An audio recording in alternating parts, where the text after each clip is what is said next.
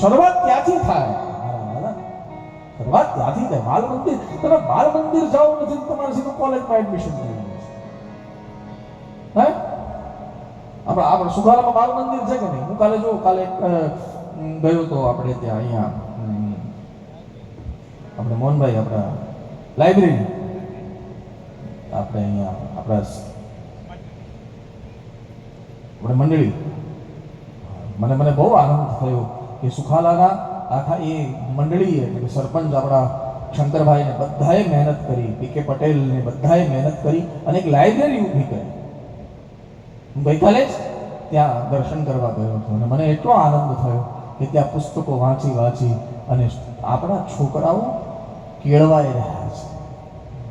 પ્રત્યેક ગામમાં આ લાઇબ્રેરી હોવી જોઈએ. હા, જે ગામના લોકો અહીંયા બેઠા છે ને પોતાના ગામમાં પ્રયાસ કરે લાઇબ્રેરી બનાવવાનો. વાંચન બહુ જરૂરી છે. આવા કામ થવા જોઈએ. આ બધી વસ્તુઓ આપણને નિર્માણ કોણ કરશે? જો સાહેબ, આપણા બાપુજીને ખબર હતી ને એટલે આપણામાં આવ્યું.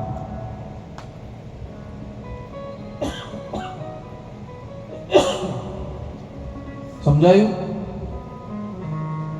કે નહીં? આપણા બાપુજીમાં એ જ્ઞાન હતું એટલે આપણામાં આવ્યું. હવે આપણામાં જે જ્ઞાન નહીં હોય તો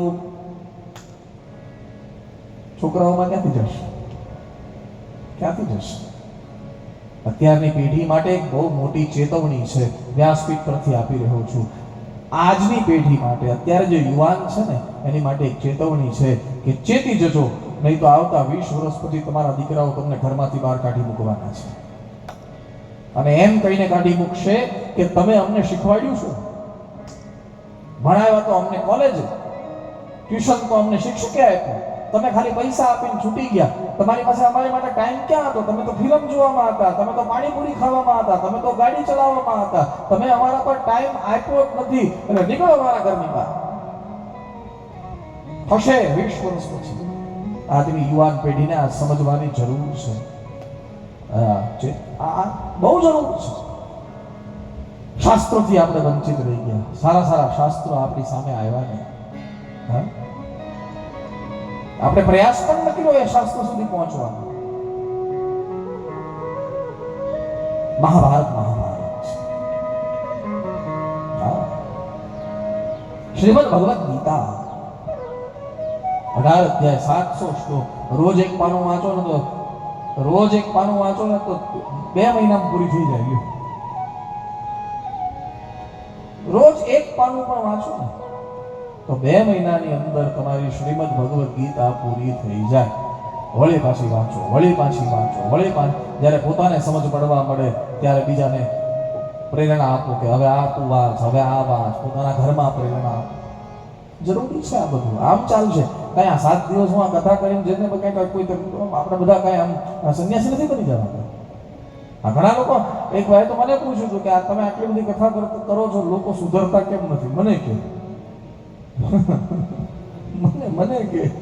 કે તમે આ 3 કલાક કથા કરો છો તો લોકો સુધરતા કેમ નથી? પછી મેં જવાબ આપ્યો તો અને કે 3 કલાક જ મારી પાસે રહે છે, 21 કલાક જગત પાસે રહે છે એટલે શું કરતા નથી.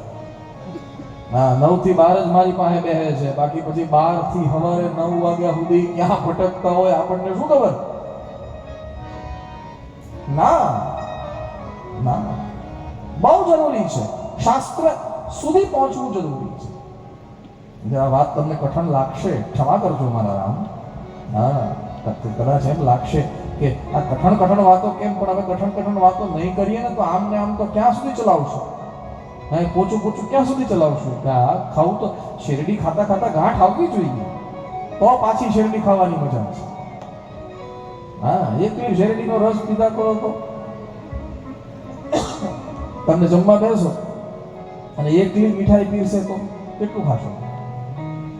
ખાલી મીઠાઈ, કાજુ કતરી પડી હોય, જલેબી પડી હોય, ગુલાબજાંબુ પડ્યા હોય, રસગુલ્લા પડ્યા હોય, બુંદી પડી હોય, માત્ર મીઠાઈ સિવાય કોઈ વસ્તુ, બીજી કોઈ વસ્તુ ન હોય તો તમે કેટલી ખાશો? એમાં થોડી દાળ હોય, થોડા મરચા હોય, તો કાજુ કતરી ખાવાની મજા છે ને સાહેબ. હા, એકલું મીઠું મીઠું કેટલું એમ કેટલું મીઠું મીઠું બોલવું કયું, કેટલું મીઠું મીઠું મીઠું બોલી બોલી બોલી બોલી બોલી અને અહીંયા સુધી પહોંચ્યા છે.